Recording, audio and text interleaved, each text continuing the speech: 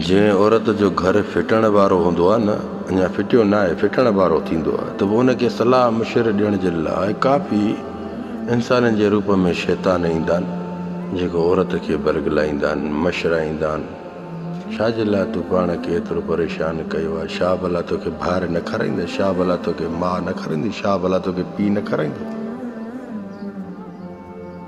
अॻिते हल, इहो पीउ त खणी ॿी ॻाल्हि आहे, पर सॼो घर ई तोखां चेंज थी वेंदो। जंहिंजी सलाह ते अची तूं पंहिंजे घर खे फिटाए थी, पोइ बि तूं पाण खे दाग़ ॾींदीअ। दाग़ तोखे जीअण ई न ॾींदो। इहो दाग़ तोखे रिश्तेदारनि अज़ीज़नि जे साम्हूं मुंहुं ई न खणणु ॾींदो।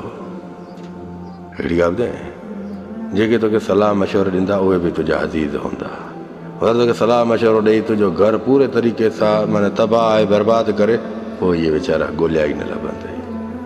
पोइ इन्हनि जी नज़रनि में तूं हिकिड़ो ज़हर हूंदीअ, ज़हर, किनी औरत हूंदीअ। ख़ुदा जो कसम आहे, ग़लति ॻाल्हि कोन थो कयां। वरी हिकु वक़्तु ईंदो आहे जिन तुंहिंजो घर फिटरायो, उहे ई वरी उन घर वारनि सां वास्तो रखंदा आहिनि।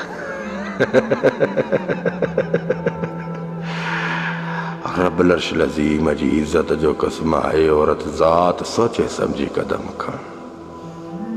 जिन जी ॻाल्हियुनि ते लॻी अॼु पंहिंजो घर फिटाए थी, इहे ई तुंहिंजा दुश्मन थी तुंहिंजे सॼणनि ॾे वेंदा, जातो तोखे मशराए उन घर मां कढाइनि, वरी उन्हनि सां ई वास्ता रखंदा, वरी उन्हनि खे ई तुंहिंजा किरदार वॾो ख़राबु तरीक़े जा ॿुधाईंदा, त अॻिला रब जो शुक्र कंदा त अल्हम्दुलिल्लाह किनी औरत मां जान छुटी, जा किनी औरत पाण ई जान छॾे वई। ऐं औरत,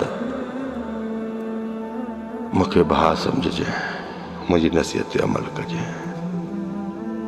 हा, ईअं सम्झिजांइ त अल्लाह रब्बुल अर्शिल अज़ीम के इंसान जे ज़रिए मूं ताणी पैगाम पहुचायो आहे।